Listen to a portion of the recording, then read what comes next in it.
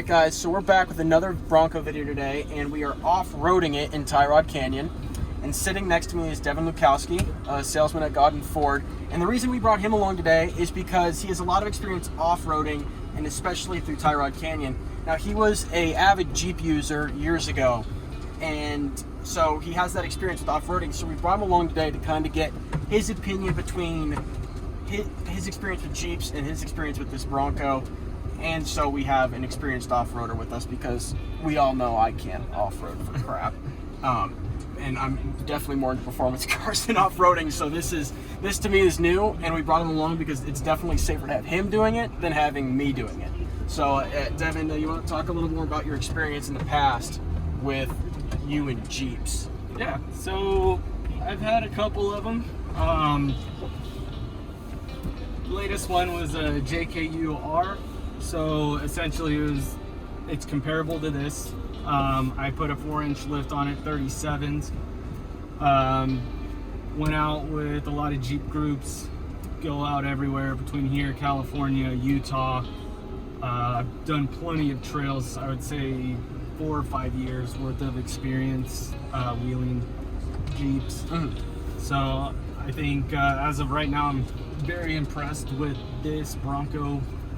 The way that Ford has put everything together in terms of where they put the buttons, the handles, the different modes that you can choose, all the description and information that Ford gives you while you're off-roading. These are things that essentially Jeep doesn't do. So right now it's the beginning of the whole trail, and we'll let you know how everything else comes out. And right now we're cruising in 4-wheel high with the rear differential locked.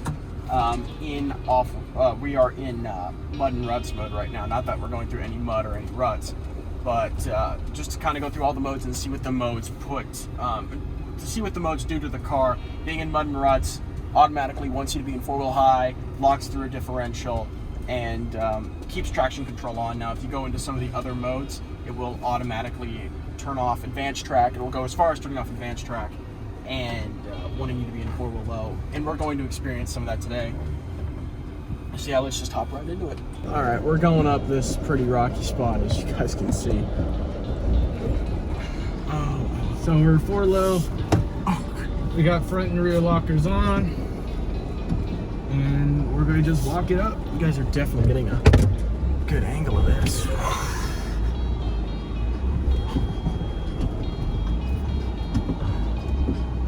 Oh, Lord. How are you down? Same way we came up.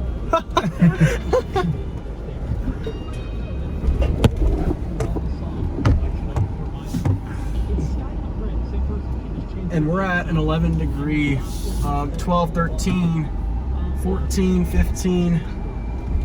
And flattening. And we're flattening out. Oh. Honestly, I didn't think the Bronco was good. Oh, this takes off-roading to a completely new level for me. Here we go. 17. Straight up, we're going to turn around right over here.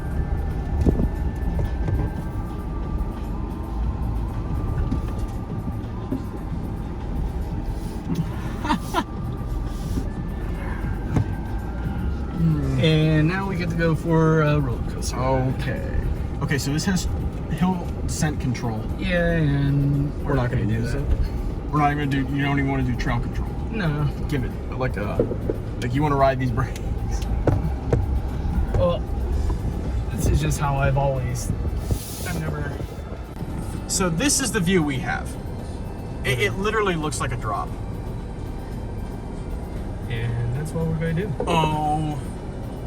Okay, 10, 11, 13, 14, 15, 16, 17, 18, 19, 20, 23, 24, 25. Look, Mom, no hands.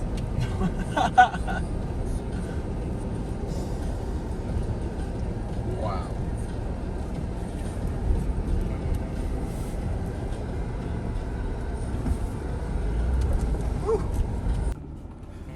right, so we're about to go over this little ledge up here, this little rock ledge right here.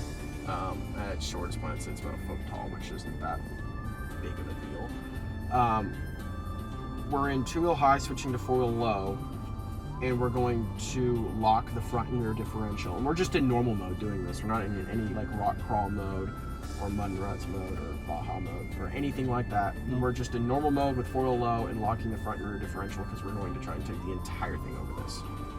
So we're already in 4 low. Shift's already been completed. Up here are going to be your 2 buttons to lock the front and rear diff, and let's go.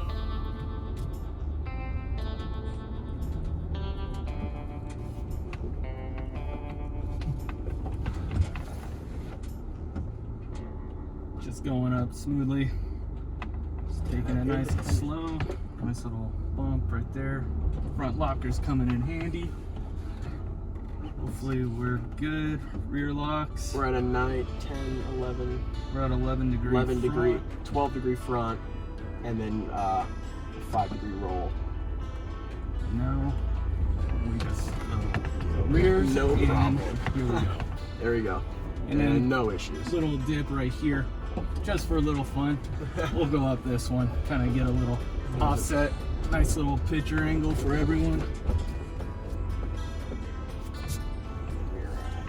And now we're flexing. There we go. And even without the sway bar, since it does have independent front suspension, it allows the wheels to travel at different lengths because it's not a solid rear axle. Yep. So that is definitely a benefit of having independent front suspension, is it allows the wheels to have more travel on their own. So now we have a nice little 11 degree offset. Put it in drive, and now we will start to plane it. And now rear's gonna go up. So we are, since we're running on 37-inch tires right now with a 1-inch lift with coilovers. So typically this has about 11.5 inches of ground clearance with the Sasquatch package in 35s. But since we're running a 1-inch lift and then an extra inch on the tires, we're sitting between 13.5 and 14 inches worth of ground clearance. So we're not going to have any issues going over anything. And until we sit down and go over this video footage, I can't tell you if I would recommend going on 35s over this or not, just the whole flex.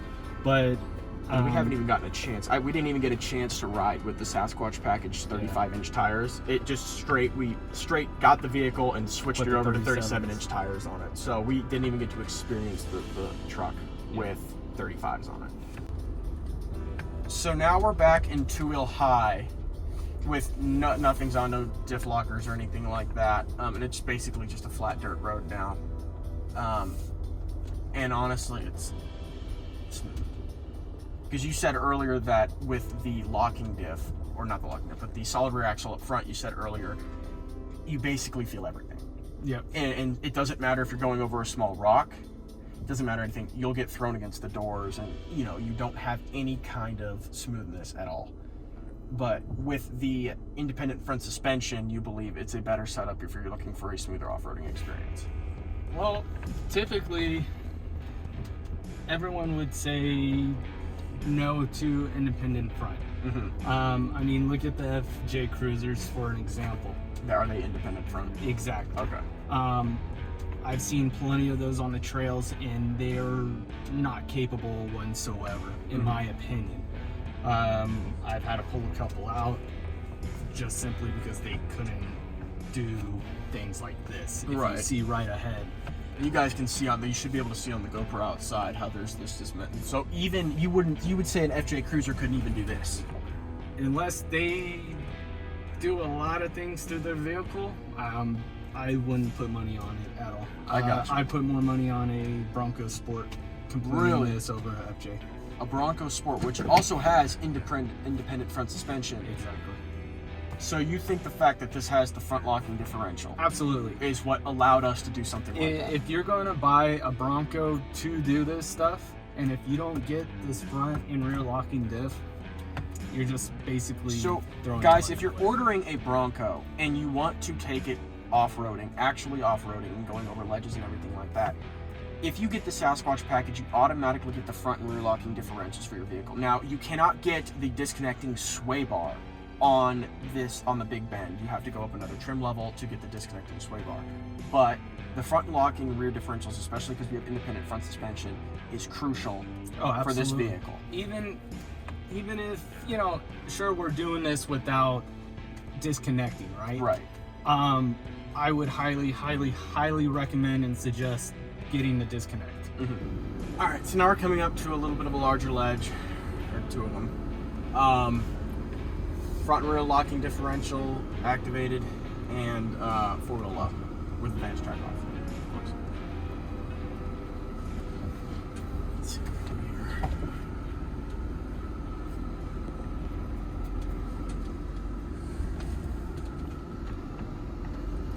You scared? Just a little. All right. I got you. Oh, we're at what are we at? 15 degree angle, 16, 17, and we're up. What was that? Just like that. Man, when I used to take my Jeep out here, these are the ones that would be the hardest and scariest to go over, because you would always just be sliding around everywhere. Even with 37s and a 4-inch lift, with the front and rear discs, it's just a whole different. This is where this departure angle really is gonna. Not even at that. All right, 10 degrees, 11, 12, 13. It came off of it perfectly fine. Okay, one thing that really bothers me, and tell me if you agree with this, I don't like how the handle's here and here. I do. You want it up here? No, oh yeah. You wouldn't rather have it up here? Nope. What's the reasoning behind that? If you would flip, you have your hand up here, you're going to try to go like this. You can potentially put your hand somewhere or anything like that. Having it down here is probably the safest area where you can. So you think that was the reasoning behind it? Oh, absolutely. Yeah, versus absolutely. up here. So with Jeep, you have to buy aftermarket ones and The little ropey ones that go into the roll bar. Right. Okay. But with this, I mean, obviously this because is I so know much I've better. talked to a lot of people before where they have asked, why do they put the handlebars here and not give you an option to get a handlebar up here? But if it's for safety in a rollover situation, that makes more sense. Yeah, that's exactly why they did that. So we've done some pretty crazy stuff today, and through all that, what's been your opinion of the Bronco? Now that you've actually gotten to do some pretty, I wouldn't say crazy intensive, but interesting things. I'm kind of debating on if I'm going back to work and special ordering myself one now. These things are unbelievable. If this video doesn't help you decide on if you're in between a Jeep and a Bronco, then I don't know what else will help you determine which route you want to take. So, as you guys can see, the video outside, this isn't just a dirt road. I mean, are we going up or are we going? So we're gonna go left. Okay. Because last time I was here, it's kind of like you have to jump over a ridge. And we're back to that. This isn't my car. Yeah. Type thing. Right. So it's kind of like just a drop off right over there. Yeah. Okay, I get what you're saying. So we're at just a 13 and 11 degree angle right now, 13, 12, and 14.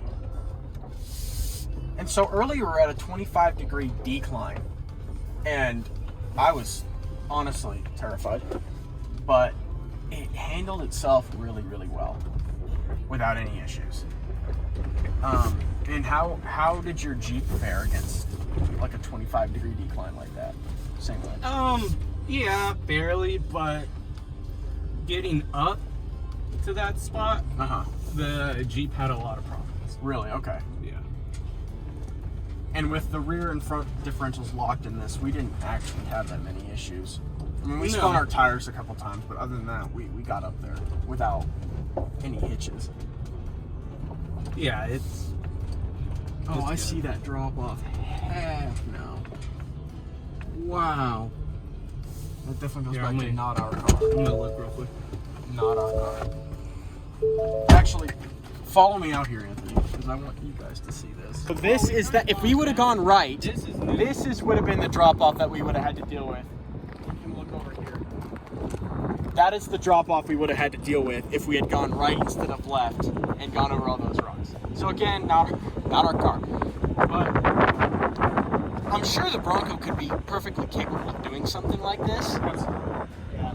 But we don't want to risk anything when it comes to doing this kind of stuff. No, this is simple. But you think the Bronco, definitely this wouldn't be a challenge.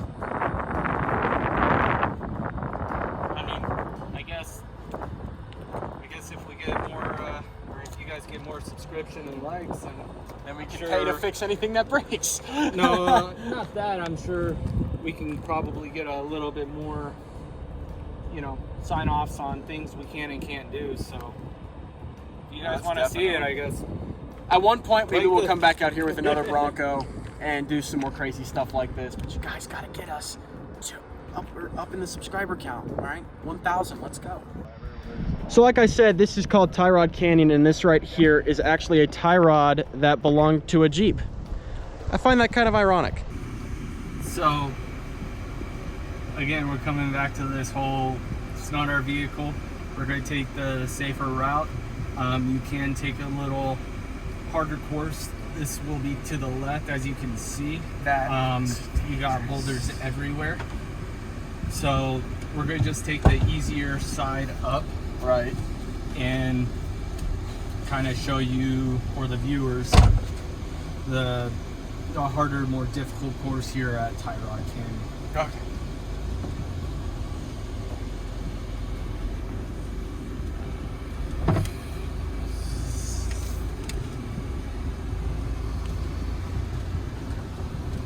So this is all easy. Oh yeah. Stuff for this Bronco right here. I did this several times in my Jeep. My biggest problem was basically either bottoming out or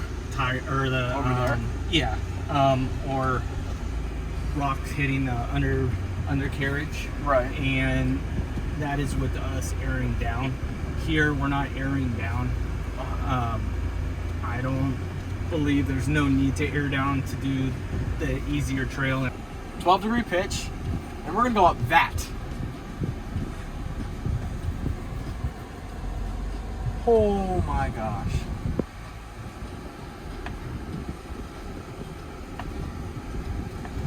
Well, you know what they say, could be a lot worse. 14 degrees sideways. Oh wow. Alright, so starting out, we are going to be 2 degrees going up on the nose and a 6-degree pitch to the right. So now we're going to go up. We got 4, 5. We got the 7, 4 low and front and rear locks on. Just basically everything with advanced track off. 15 degrees up. 16, 17, 18, 19, 20, 21. 20, 21. So how does it handling? perfect. You don't feel like it's losing its like the ground's falling out from under it? No, I feel good. All right, so look at that. We are currently at an 18-degree angle, and if you look towards the front, it's basically like nose up on an airplane or taking off. But yeah, when I'm talking to Devin, he's driving, he's saying there's no issues. It doesn't feel like the ground's coming out from under us. And 18 degrees, when you kind of look at it and get out, 18 degrees isn't that bad, nor is it what this is at its near maximum of doing. But when you're sitting in the vehicle, you definitely feel a lot different than when you're sitting on the outside of it. So 18, I think the max we just hit was 21 degrees going straight up. But it's done perfectly fine. So that was our second attempt at off-roading the Bronco. This Bronco had upgrades, so you will most likely get different results if you choose to leave yours factory. I want to thank everyone involved and thank all of you for watching. Make sure to leave a like down below and don't forget to subscribe, and I will see you all in the next video.